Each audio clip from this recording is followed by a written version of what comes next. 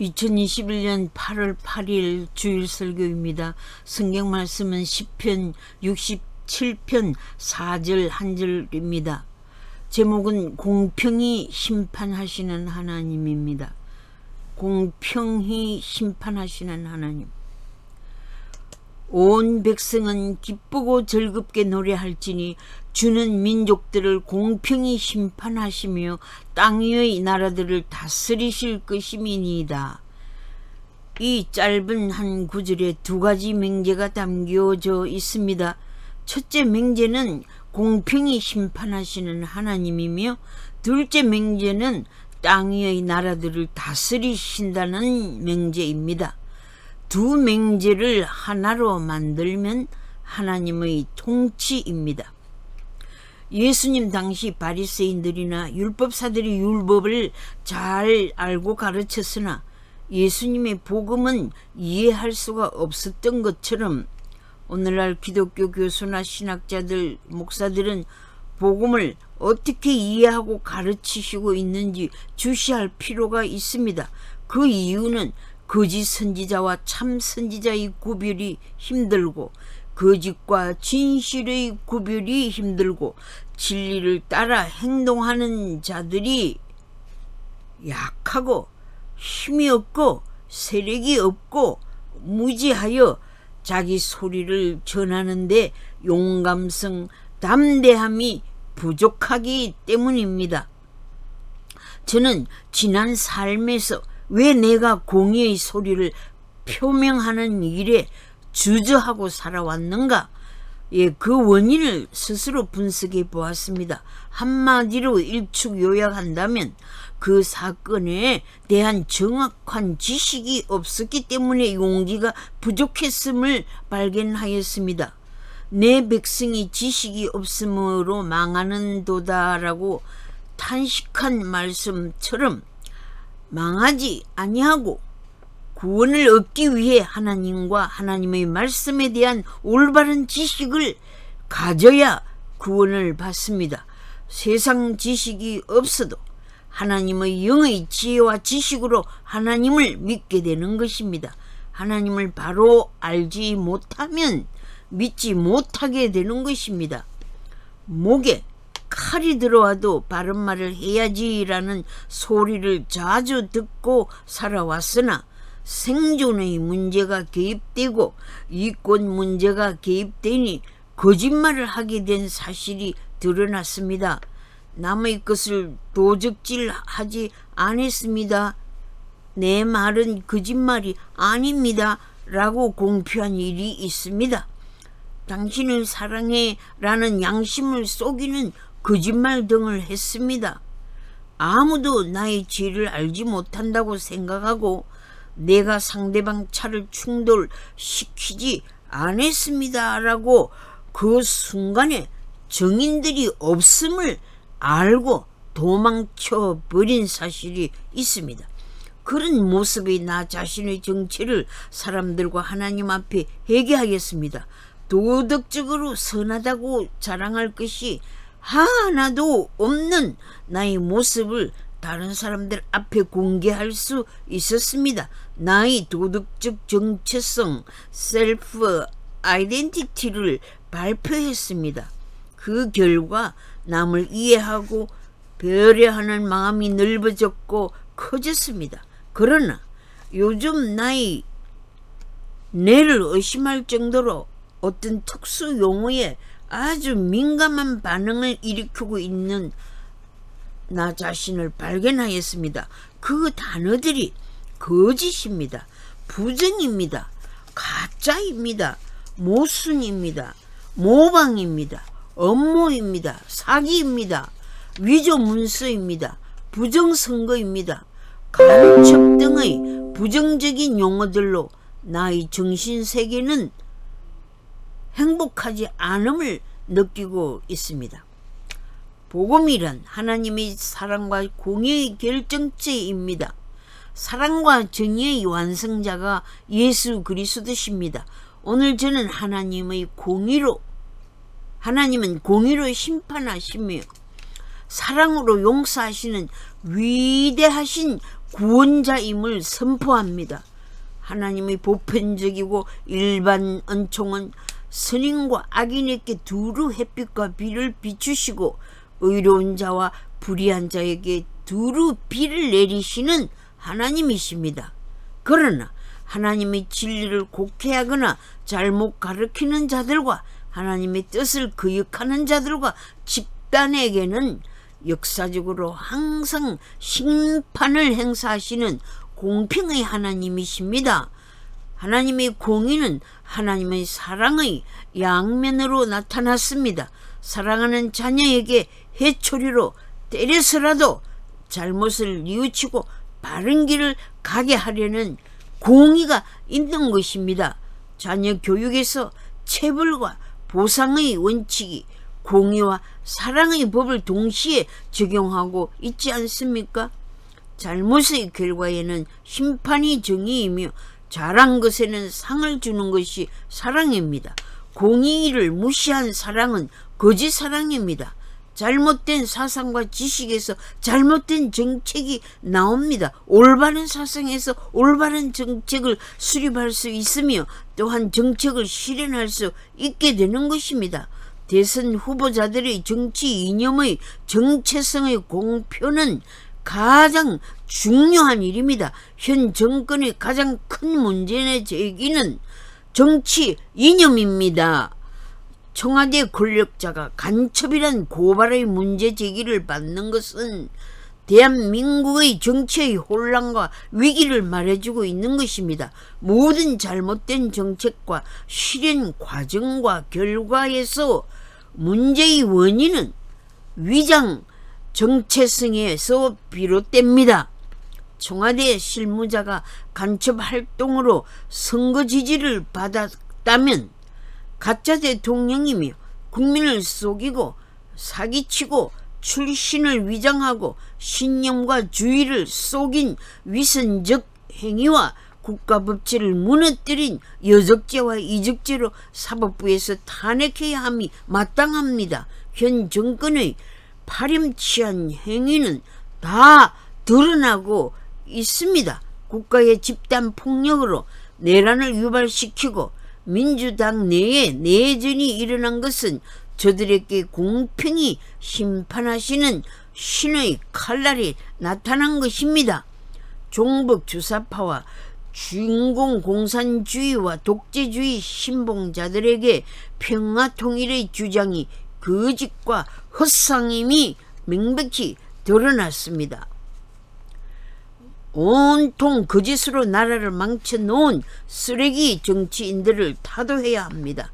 불량배들은 감옥에 보내야 사회가 안전합니다. 거짓 정치가들은 살고 싶으면 사상의 전환을 공표해야 합니다. 커밍아웃으로 자기의 정체성을 밝혀야 합니다. 미투 무브먼트로 고백하고 광명을 찾아야지 더 이상 숨어 있을 수 없습니다. 공산사회주의 이념에서 전향을 하지 않으면 그 큰 사상의 트루마로부터 자유함을 받을 수가 없지 않습니까? 남노당 친일파, 친북 종북파, 중공인민노동당파의 어두운 터널에서 밖으로 나오십시오. 이 길만이 바르게 사는 길이며 잘못된 사상의 우상을 버리고 공의와 사랑의 하나님을 찬양하는 자유의 길입니다. 어두움의 영의 지배를 받으면 거짓 사상의 노예가 됩니다. 거짓은 영원한 죄의 노예로 살게 합니다. 부모님들이여, 자녀들이 잘못된 길에 빠지면 가슴이 무너지는 경험이 있지 않습니까? 인간들의 타락으로 하나님의 마음은 심히 아픕니다. 니느웨 백성들이 왕이야 모든 대신들과 백성들, 심지어 짐승들까지 다 제 가운데 앉아 회개하고 하나님께로 돌아온 역사적인 사건이 있습니다. 이와 같이 대한민국도 모든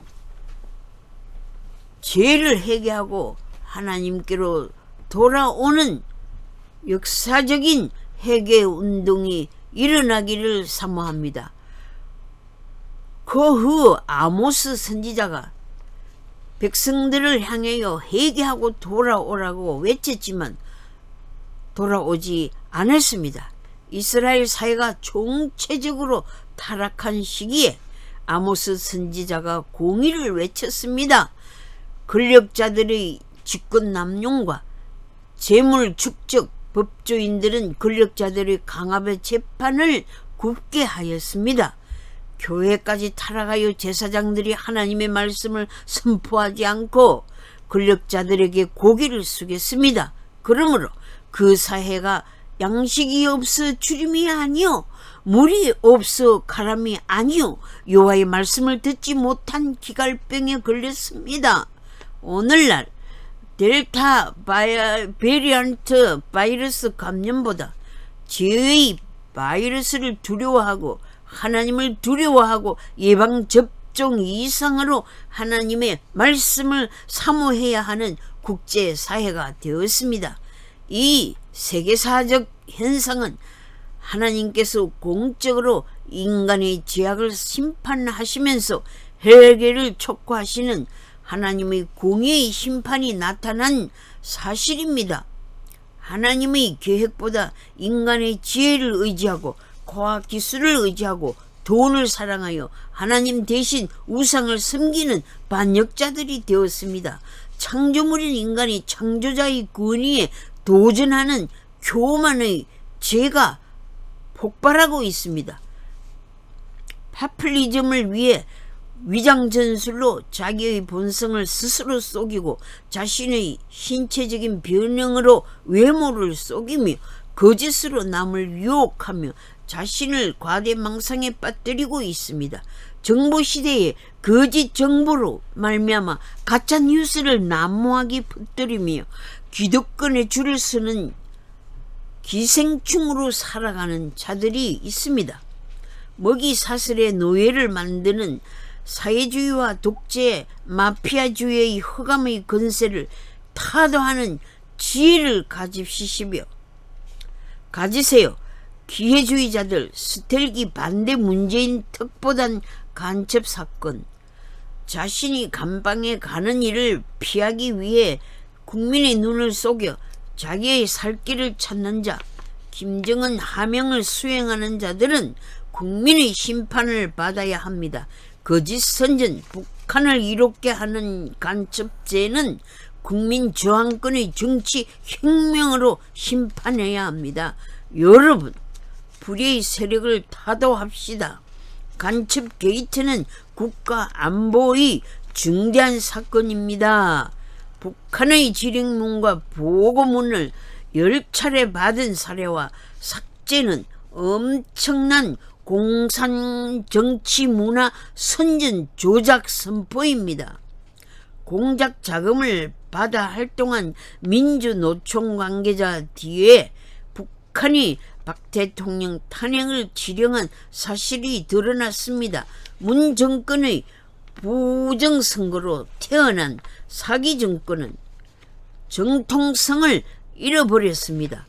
국정원이 조작했다는 말을 한 자가 있으니 철저히 조사해야 합니다. 문정권 하에 국정원 안에 대북 보고 담당하는 자는 경찰입니다.